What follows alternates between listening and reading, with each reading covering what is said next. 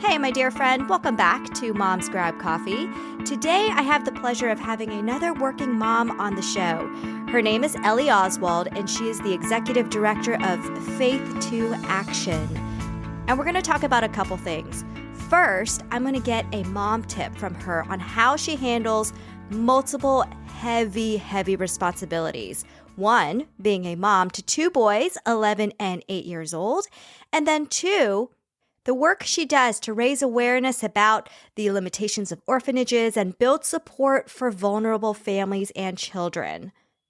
Now, of course, her responsibilities are not just limited to those two things, but those are the ones that we're going to focus on today. And that's because many of us have those same roles as well.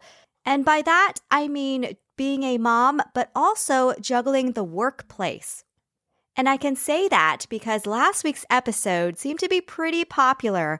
I had Dr. Sarah Visser on the show, and she talked about redefining the balance between being a mom and being that working woman.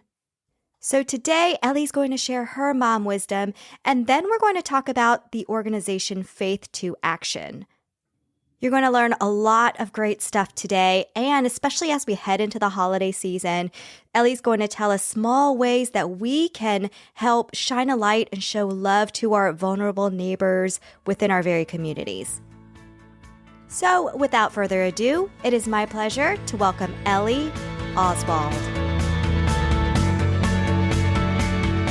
I would love to get a mom tip from you. Being involved in such an amazing mission like Faith to Action, that's got to feel really fulfilling, but also it's a pretty heavy responsibility. Simultaneously, you're a mom with two boys still in the house, another heavy responsibility. How do you manage and balance those two God-given callings? Good question. And I mean, I've definitely struggled with this.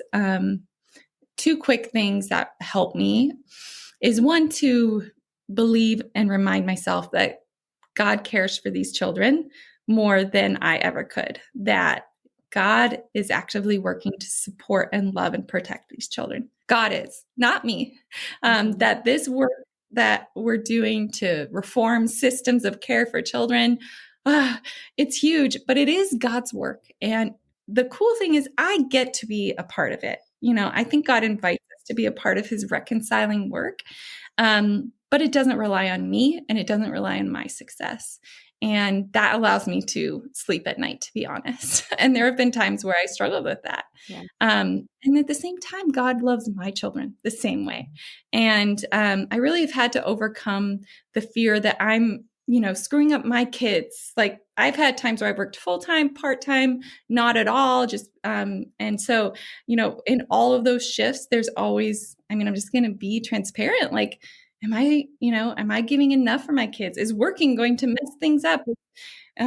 Whatever, so I have to also at the same time know that I'm seeking God's guidance in every decision that we make. And he loves my children, and that he will lead and guide us. And I have to kind of give that up. And the last thing I'll say is I'm an Enneagram 1. I don't know if you know Enneagrams much, but that is like a very self-critical, it's a perfectionist. Mm-hmm. So I like go to bed at night. Yes. I think it's not just Enneagram 1. It's just being a mom. And I think about all the things I did that I could have done better for my kids or for the world or all, I go down the list and just shame myself. And when I was learning about Enneagram, one of the things they said towards one is let it go. Like, that is the number one phrase that you should have. Whenever you start down this road, let it go. And sometimes I just have to do that and go, you know what, Ellie, let it go. Yeah. And let God. That's the other way, right? Let it go and let God, and know and believe that God will guide me. Yes. Love that. I saw I don't know if you could call it a meme because there's so much truth to it. I was, on Instagram late at night, and I came across a post. It said, "Give it to God and go to sleep." I love that, because you are, as moms, we are up late at night going through the day and all right, what happened today? What went wrong? Where did I fail? All right, tomorrow, what's going to happen? Our minds are constantly racing. But give it to God and go to sleep. Yeah. We need to more than anything. Yes. Let's talk about Faith to Action because I want to make sure everyone has an understanding of the organization because that's all going to relate to this whole conversation. So, what is Faith to Action and what is the mission?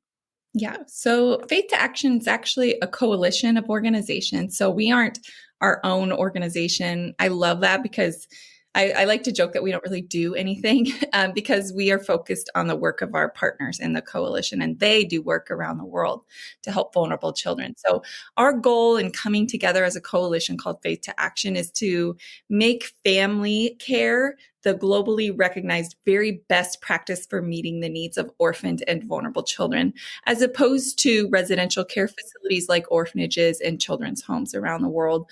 Our coalition recognizes that families are very important for the development of children, that children belong in families, that family provides the safe and loving context for a child to experience the belonging, the identity, the emotional support to develop into healthy adults. So our coalition really focuses on educating and mobilizing individuals, churches, faith-based organizations who are trying to serve and really respond to the biblical mandate to care for the orphan, and to do that with excellence, to do it utilizing best practices that are evidence-based and the research that really shows us what is working well for these children and their families. So, when you say family care, are we talking about blood relatives? I mean, what does that exactly mean?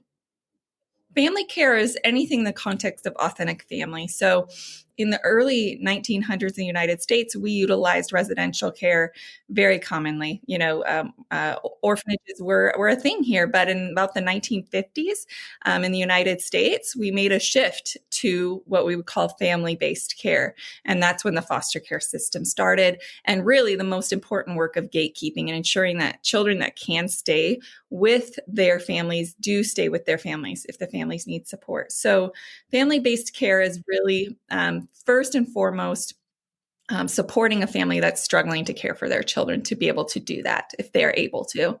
And then when a family is not a safe place for a child, or if they are truly unable to care for their children, finding an alternative option that is family. So often that's kinship care.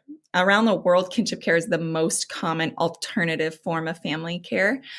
So that'd be grandma, auntie, older siblings, taking in a child that is already a part of their kinship, their family, their friends, that kind of thing. And then the next layer would be looking at, is there a temporary family that needs to care for this child while we're looking for a long-term placement? So that would be foster care. There's some other kind of forms of that globally. And ultimately, if a child is not able to be with their family, ensuring that they have the opportunity to be adopted into a family that might not be even related to them at all. So it really is about ensuring, I think as moms, we get this.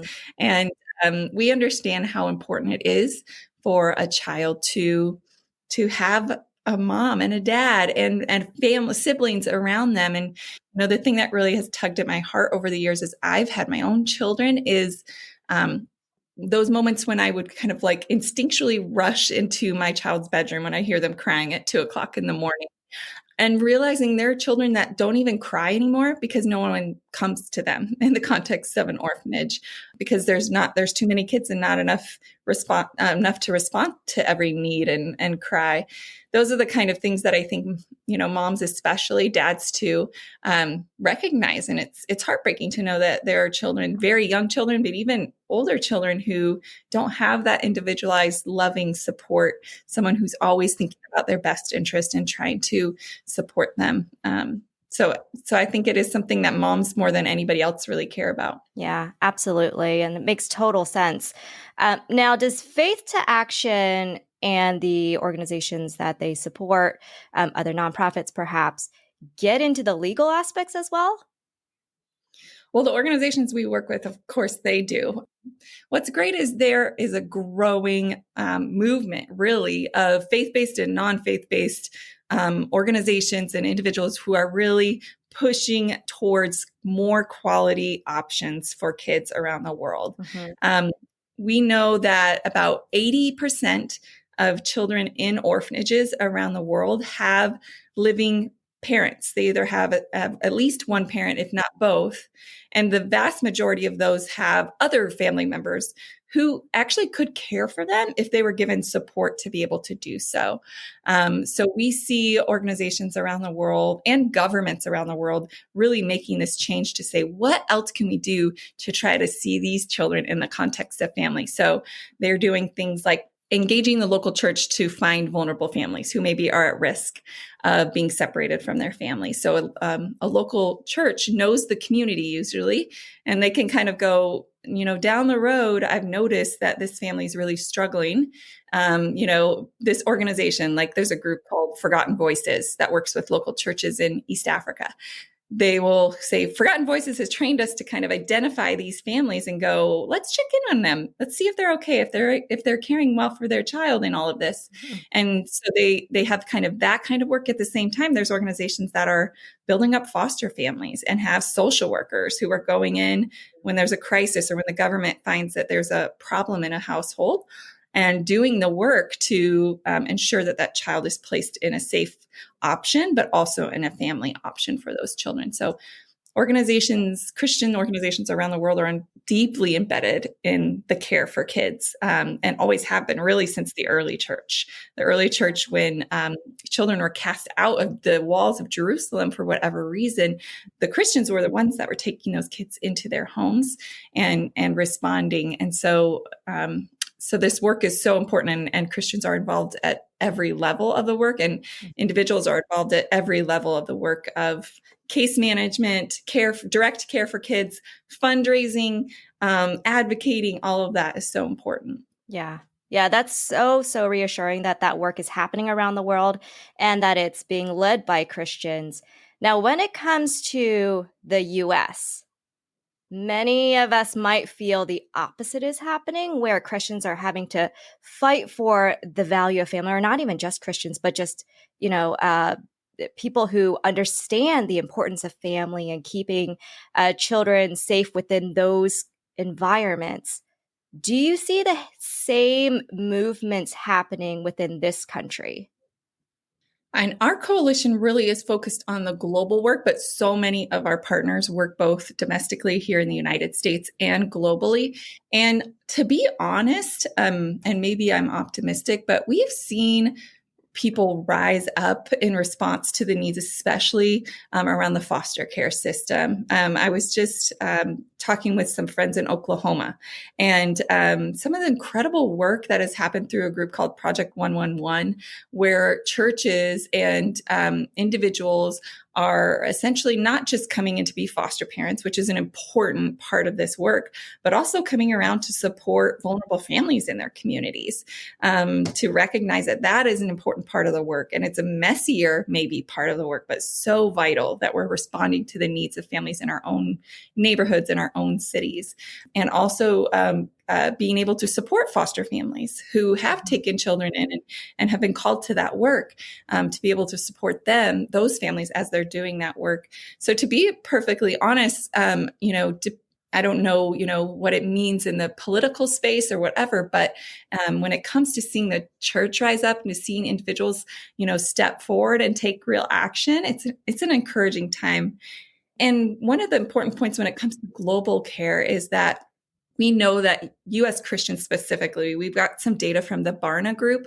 They give very generously to orphan ministries, which is so incredible. The estimates we have from Barna is that $2.5 billion, billion with a B, is sent from Christians in the United States, just individuals, not like rich Christians or churches or foundations, like individuals, you and I, writing checks to residential care style support, so orphanages and children's homes, every single year. $2.5 billion from U.S. Christians to orphanages every year, which is amazing. And also, it's also something that could be incredibly powerful if we aligned more with what we're learning works best for kids. Because what we have found out is that residential care is not having the kind of outcomes that we would like to see when it comes to supporting children well, and those children be able to thrive into adulthood. They're actually really struggling. And the family-based models, whether that's supporting a vulnerable family, preventing them from being separated, or foster care is having much better outcomes. And this is data over 50 years that we've been looking at. So really recognizing that there needs to be a shift to say, in my community, it's about family-based care. We don't have orphanages anymore in my community. So why am I supporting them overseas? There's children are children at the end of the day, and they all need family. And I think we know that instinctually. And it's a matter of lining up those resources to be able to support other options for children. And I want to make sure we all have the same understanding as to how faith to action is defining a vulnerable child or a vulnerable family. I'll take you one step back. Orphans, and correct me if I'm wrong, orphans seems like a clear definition. You've lost your parents, you become an orphan. Do I have that right before we go and define vulnerable children? No, actually, we have a huge misconception of how that term is used. It was shocking for me when I first kind of looked at what that actually meant. So just to stop on that orphan word. So UNICEF in the past has defined orphan as a child who's lost one or two parents to death. So when you see this huge number of orphans, right now that number is 140 million orphans. And when you hear terms like the orphan crisis, that is referring to that huge number of children that have been categorized as orphans. And you'll look, if you Google, orphan organizations, they will have that. It's either 153 million or 140 million is the most recent number. But the thing is that most of us wouldn't necessarily call a child being cared for by a single mom an orphan. We definitely would not in the United States. And it's really only a small percentage of that number, about 10%. So about 15 million children have lost both parents. And then what's crazier is that of those orphans in countries around the world, 95 to 97% are cared for in family. So orphans are actually cared for in family. That would be like we mentioned, extended family. Yes. Okay. Yeah. Or the other parent, because again, that number, it could be the mom's caring for it, or the father, the surviving parent, or a family member. So that term and how we've kind of rallied around it is really a misnomer. And what we know is most orphans live with families, which is wonderful, because we know that families provide better, even very poor families provide better outcomes for children's development, holistic development. But the next question is, for many of us, is who are the children who are in orphanages if they're not orphans? And that's where that recognition that most children in orphanages aren't orphans. And the reasons that they end up in orphanages are other vulnerabilities. And that's why we use that term vulnerable children, because but research over decades have started to recognize there are other indicators, other vulnerabilities that are more important. Yes, being an orphan is a vulnerability for sure, but we've recognized there are other vulnerabilities that are even more important when it comes to a child's ability to develop, holistically, spiritually, emotionally, socially, physically. And those are things like poverty, extreme poverty. So that one starts to feel overwhelming, right? Access to education, whether or not they have a disability, or maybe their parents have a disability. That is another really important indicator. Children who have disabilities or their parents have disabilities are much higher vulnerability than other children around the world. And so these are the things I think we need to think about. But I think we also need to go, as a Christian, I'm responding to the biblical call to care for the orphaned and vulnerable child. Something I think that's really interesting is that throughout Scripture, and again, my background is a pastor, so let me go in those weeds for a little bit. But in Scripture, we see orphan and widow almost always together. There's only a few very limited exceptions, but it's always the orphan and the widow. And in the biblical times when these things were being written, orphan and widow could be connected as a unit. So it was the orphan with the widow. So essentially, it's this idea of the fatherless, because not having a father, not having a husband in that culture was a huge, extreme vulnerability. Mm-hmm. So, as we've interpreted orphan and widow, we kind of have a ministry for the orphans and a ministry for the widows separately.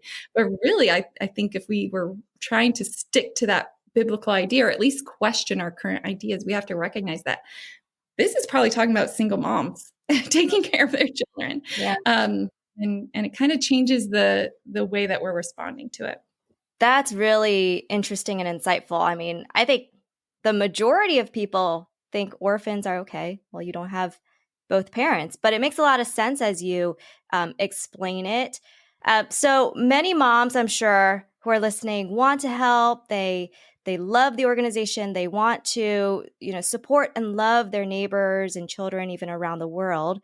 But many moms are also really overwhelmed with the responsibility that they already have. So, what are some small things that moms can do to start, radiating the value and importance of family care and to help and love their vulnerable neighbors in their own communities? Yeah. Yeah. I think moms actually do so much. Yeah. Actually, I think I saw some recent information that said that in like a family unit, the wife is usually making most of the charitable decisions. So we have more power in this charitable space, I think, than we realize sometimes.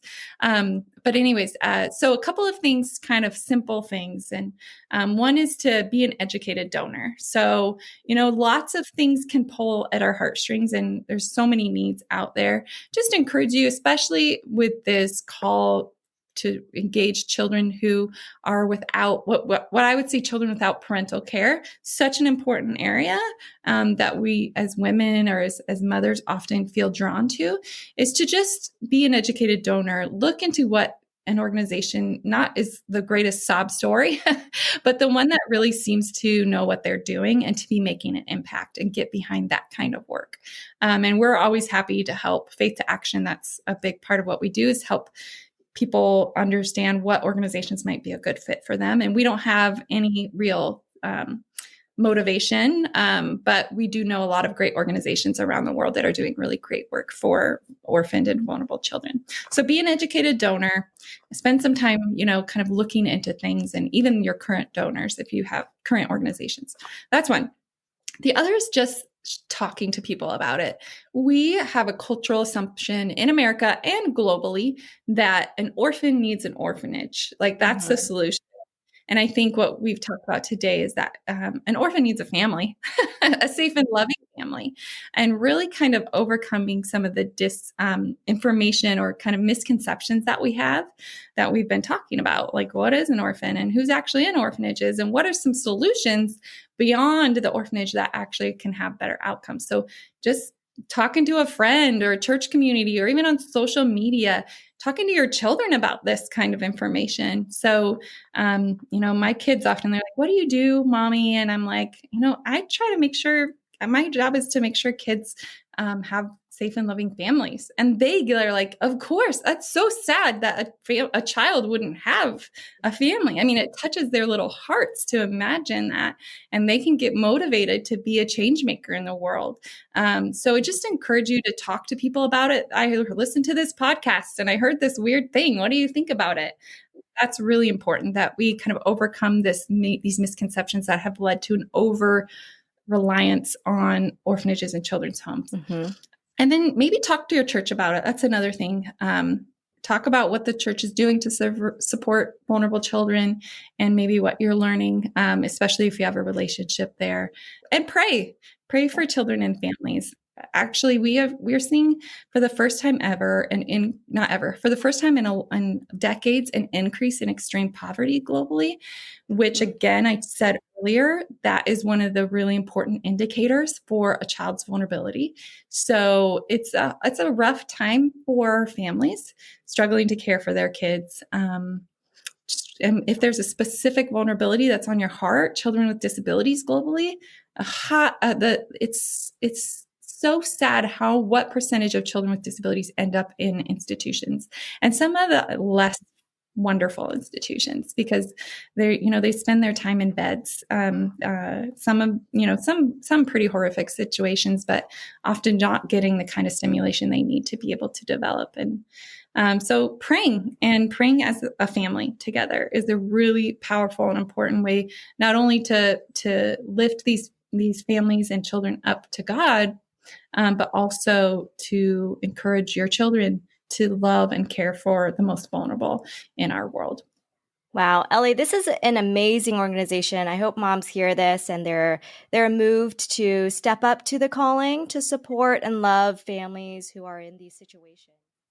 All right, Mama, to go and learn more, go to faith2action.org. That's faith2action.org. Thanks again for joining me today, friend, and I'll catch you again next week for a cup of coffee with a side of faith, wisdom, and hope.